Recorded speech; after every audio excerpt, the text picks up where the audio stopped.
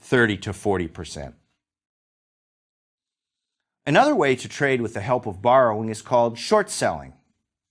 What's a short sale? You don't borrow money for a short sale. You borrow a share and sell it. Eventually, you're going to have to return the borrowed share, of course, so why would you want to do this? To answer the question of why you do it, we need to know when you win by doing it. You win if you can repurchase and return the share at a lower price than you got when you sold it. When you sell short, you're betting that the share price will fall. Short selling, or just shorting, is extremely popular. Professors Carl Diether, Kwan-Hui Lee, and Ingrid Werner showed that short selling during 2005 comprised 24% of trading volume on the New York Stock Exchange. It was an even bigger part of trading volume on the NASDAQ, 31%. Most short sellers are major players like large institutions and wealthy, experienced investors. The rules for shorting are fairly detailed.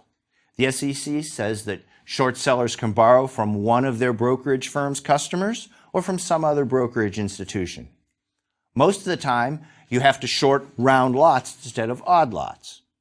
After the sale, the short seller doesn't get access to the proceeds until she closes the position. She has to leave them with the brokerage firm that handled the sale as collateral to help guarantee that she'll be able to buy the replacement shares.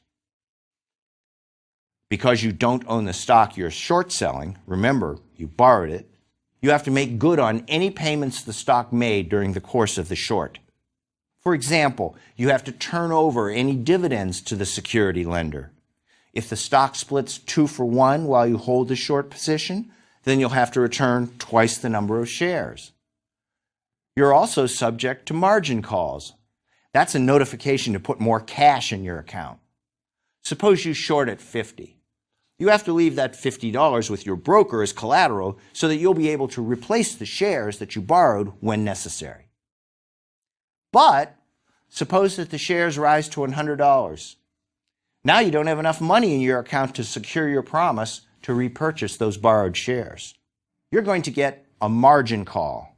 If you don't pony up enough to satisfy the brokerage firm, then you're going to have your short position closed whether you like it or not. And you're going to have to come up with any shortfall the firm incurred in closing the position. Short sellers hate margin calls. What happens if the lender of the shares wants his stock back before you're ready to close the short position? He owns them, so he gets them, or at least he gets identical shares back. Your broker might be able to borrow shares from somewhere else to satisfy the original lender, but if not, then you're going to have to cover your position. The term for this is having your shares called away. This doesn't happen often, but it's more likely when short interest is high. The short interest is just the number of shares of a company that have been shorted. Some people see short interest as an indication of whether investors think the share price is likely to fall.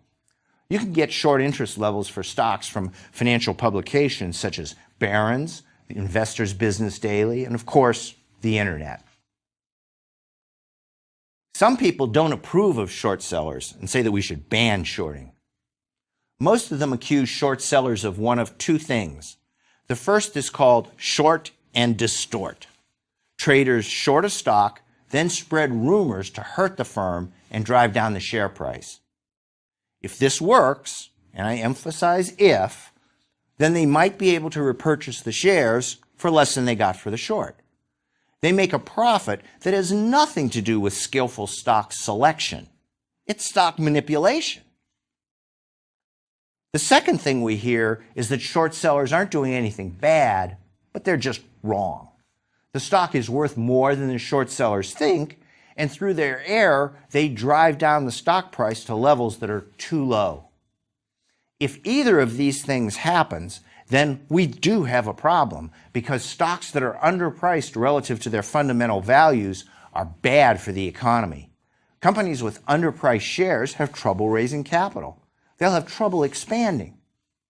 And that's not all. Some other company will get the resources instead. investments in the wrong firms or industries